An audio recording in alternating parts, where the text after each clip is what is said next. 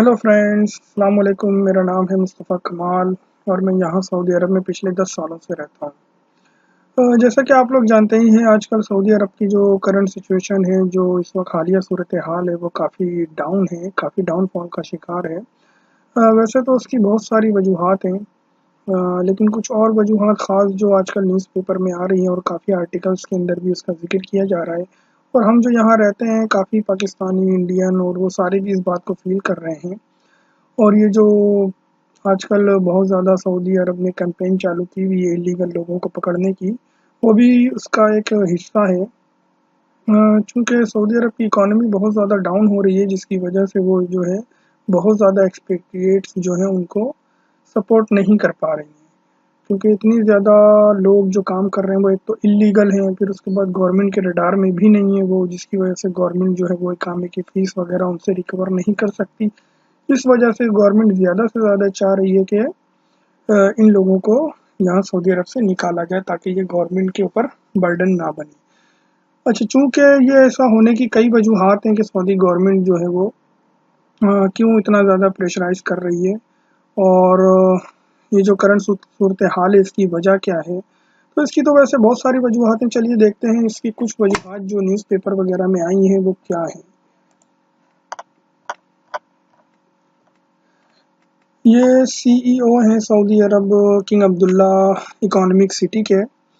इनका नाम है फ़हाद अल राशिद। ये चीफ एग्जीक्यूटिव हैं किंग अब्दुल्ला इकोनॉमिक सिटी के। इनका क्या कहना है, ये कह रहे हैं यहाँ पे सऊदी जो गवर्नमेंट को बहुत ज़्यादा स्लो ग्रोथ इकोनॉमी का सामना है। उसकी एक तो सबसे बड़ी वजह ये है कि ऑयल के प्राइस जो है वो बहुत ज़्यादा डाउन हो गई हैं, जिसकी वजह से जो है सऊदी गवर्नमेंट इस तरह के जो है स्टेप ले रही हैं, इस तरह के इक़दामात कर रही हैं। इसके अलावा जो है इनका यहाँ पे ये भी कहना है कि ये इतना आसान नहीं है कि कोई भी किसी भी गवर्नमेंट के लिए जो इस तरह के इश्यूज़ को बड़ी आसानी से हैंडल कर सकें, ये काफ़ी टाइम लेंगे, यानी इसमें काफ़ी टाइम लग जाएगा।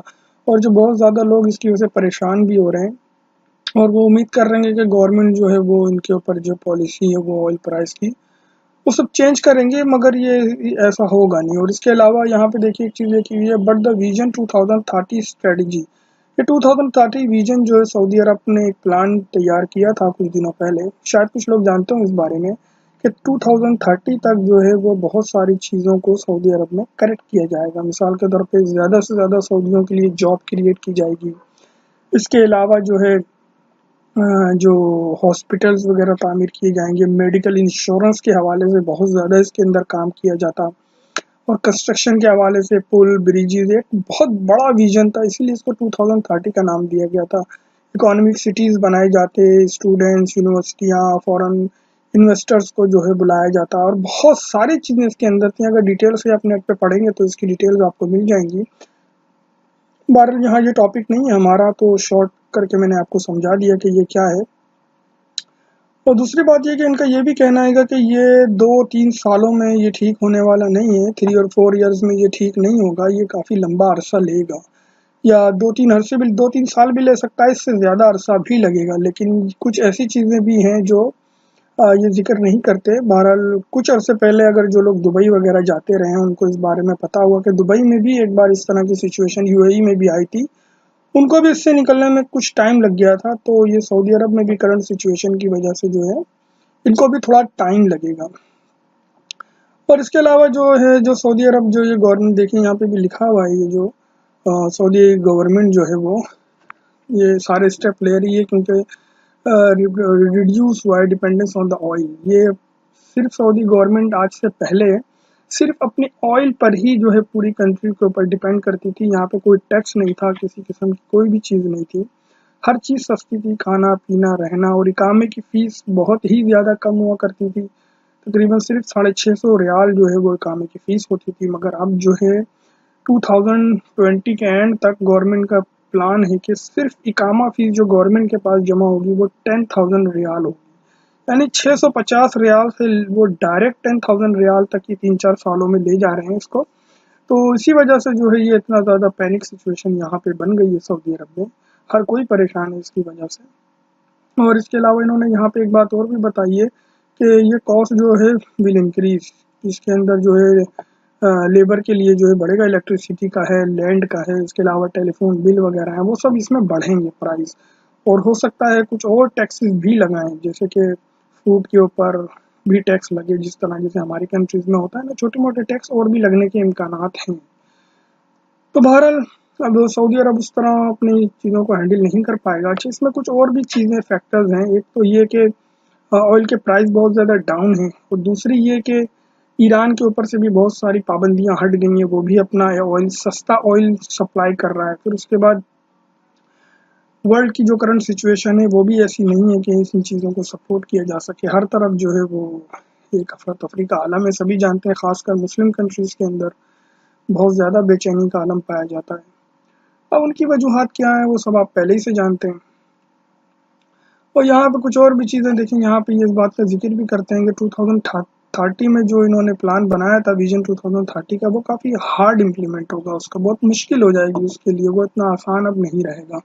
और यहाँ पे भी बहुत सारे जो है आर्टिकल्स, और ये देखें डॉक्टर एरिन मिया ग्लोबल एडिशनल डायरेक्टर हैं, ये इनका भी कुछ इस तरह का कहना है कि इकोनॉमी जो है वो एक्सपेक्टेड है ग्रोथ है 2.4%, यानी सिर्फ 2.4% जो है वो कंपनी की ग्रोथ होगी, यानी इनकी तरक्की की रेशो बस इतनी होगी।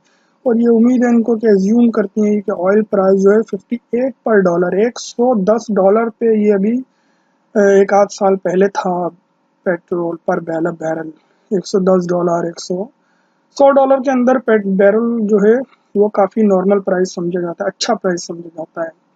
और एक बात और बता दूं, ऑयल के प्राइस कम होने से लोग ये सोचते हैं कि सब ठीक होगा, लेकिन ऐसा नहीं होता। ऑयल के प्राइस जितने ज़्यादा गिरेंगे नीचे, उतनी ज़्यादा जो है वो इकोनॉमी में क्राइसिस आएंगे, उतनी ज़्यादा परेशानी बढ़ेगी लोगों के लिए, जॉब्स कम होंगी।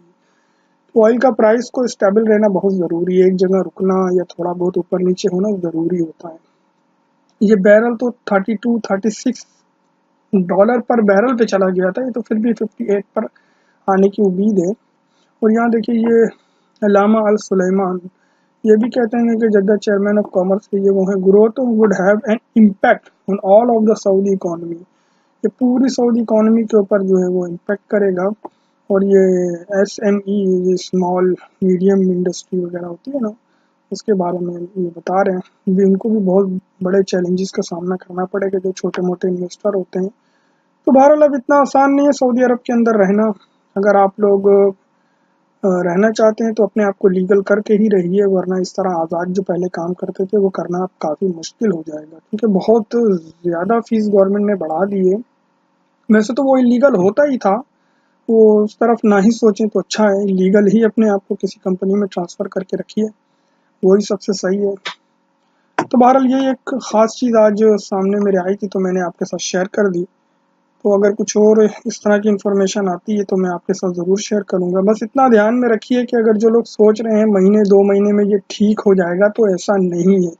ये नेक्स्ट 3 और 4 इयर्स, तो ये बोलते हैं जो अल रशीद हैं, जो किंग अब्दुल्ला इकोनॉमिक सिटी के CEO चेयरमैन जो हैं, उनका कहना है कि ये 3-4 साल लगेगा, और ये कम से कम ही बताया होगा इन्होंने, ये 6-8 साल से कम मुझे नहीं लगता इसको लगेगा। क्योंकि अब ये सऊदी अरब पूरा अपना क्राइटेरिया चेंज कर रहे हैं, पूरे का पूरा सिस्टम चेंज कर रहे हैं ये लोग, अंदर से लेके बाहर तक। ज़्यादा से ज़्यादा इनकी कोशिश है कि जॉब्स के ऊपर सऊदी रहें, खासकर उन पोस्ट पे जो वाइट कॉलर जॉब्स होती हैं उन पर इनको सऊदी ही चाहिए, ताकि कम से कम जो है उन पोस्टों पर फॉरेन वर्कर्स को बुलाया जाए, तारीख़ वतन कम से कम रहें यहाँ पे, ताकि क्योंकि वो पैसे वगैरह ट्रांसफ़र कर देते हैं अपनी कंट्री में, सैलरी उनको देनी पड़ती है, फिर उसके बाद वो यहाँ पे और भी बहुत सारी चीज़ें होती हैं, सिर्फ सैलरी तो नहीं होती। अब वो आते हैं यहाँ रहते हैं तो उनके लिए बिजली का, पानी का, वो सारा खर्चा ही होता है। फिर उसके बाद फूड है, वेजिटेबल्स हैं, मीट है, ये सारा भी सऊदी अरब को इम्पोर्ट करना पड़ता है, वो भी एक तरह से बर्डन सऊदी अरब के ऊपर पड़ता है। तो इस वजह से ही चाहते हैं कि कम से कम जो है खारजी यहाँ पे रहें, और ज़्यादा से ज़्यादा जॉब्स जो हैं वो सऊदियों के लिए क्रिएट की जाए। तो बस ये कुछ वजूहत हैं, जो लोग नहीं जानते थे मैंने उनके लिए शेयर कर दिया है कि वो कोई ये उम्मीद ना रखें। वैसे तो उम्मीद पर दुनिया कायम है, मगर जो करंट सूरत हाल है मैं उसके बारे में बात कर रहा हूँ। बेहतर है उसी उसी को सोच के चलें। अगर ख्वाबों और ख्यालों की दुनिया में रहेंगे तो काफ़ी मुश्किल हो जाएगी। जो करंट सूरत हाल है उससे यही है कि 3-4 साल तो ये इनका कहना है, उसके अलावा जो है मुश्किल ही लगता है कि मज़ीद 2-4 साल और लग जाए इसको रिकवर होने में। और अगर प्राइस ऑयल के ठीक हो भी गए, 80-90 बैरल पे चले भी गए, तो भी ये टैक्सेस कम नहीं होंगे अब।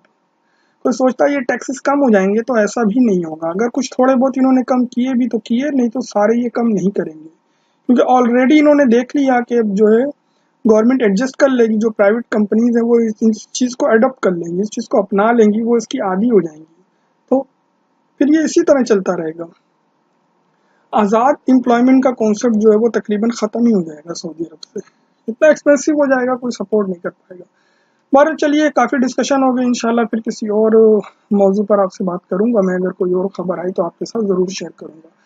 अपना ख्याल रखिएगा, और हाँ, अगर अभी तक आपने मेरे चैनल को सब्सक्राइब नहीं किया है तो प्लीज़ सब्सक्राइब कर लीजिए, और जो बेल बटन है साथ में उसे भी प्रेस कर दीजिए, तो जो भी मैं वीडियो बनाऊँगा उसका अपडेट आप तक पहुँच जाएगा। चलिए, अपना ख्याल रखिएगा, इंशाल्लाह फिर मुलाकात होगी एक नई वीडियो के साथ।